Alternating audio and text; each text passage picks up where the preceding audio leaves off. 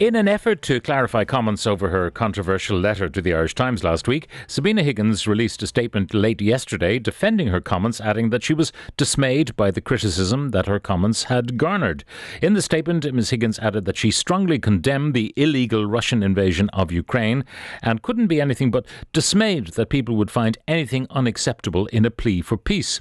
She also said she decided to put the letter up on the generalpresident.ie website in a personal capacity on her own dedicated section of the website, which she has used, she said, for the last number of years.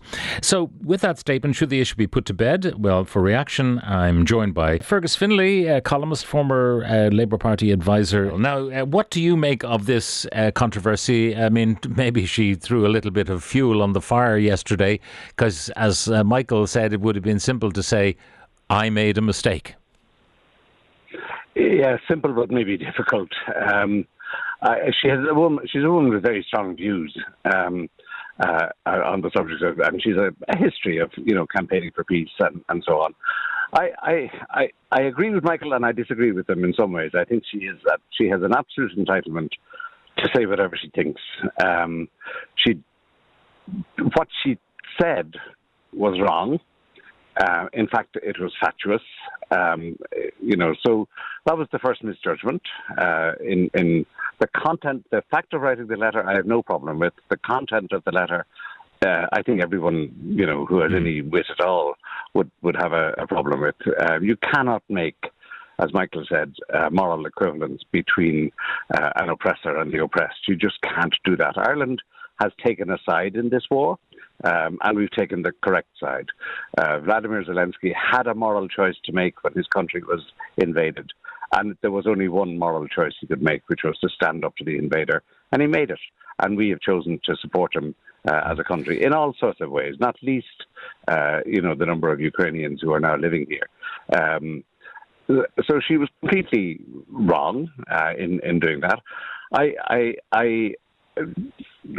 Unlike you, Pat, I don't study the presidential website. I do look at it from time to time. It very, very seldom contains anything other than diaries. Very seldom. For example, I was very interested in reading in full the speech made by the president recently about housing and so on. And that speech was recorded and it was broadcast and so on.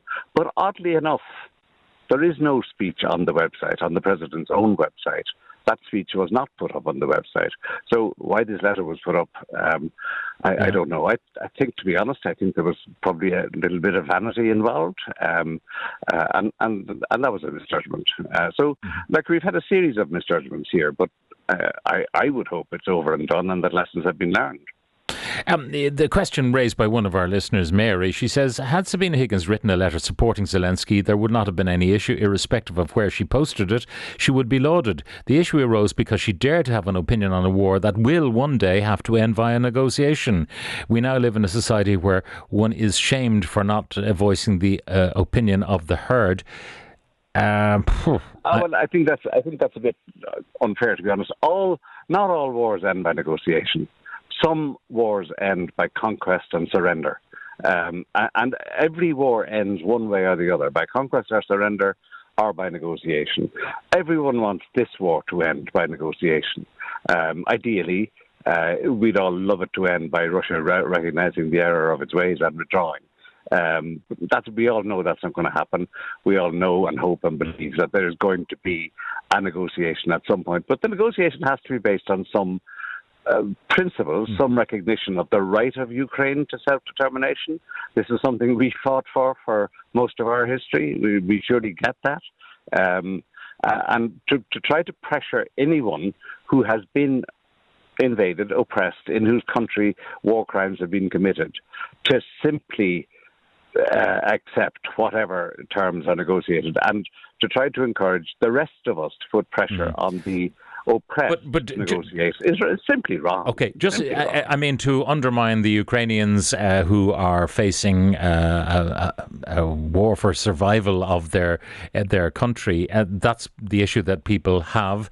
But that question about if the president's wife articulates something that is in support of government policy on housing, on the arts, on the war in Ukraine or whatever it is, Is that acceptable, or does that person, whoever it may be in that role of consort, spouse, partner, whatever, does that person really, should they just keep their gob shut?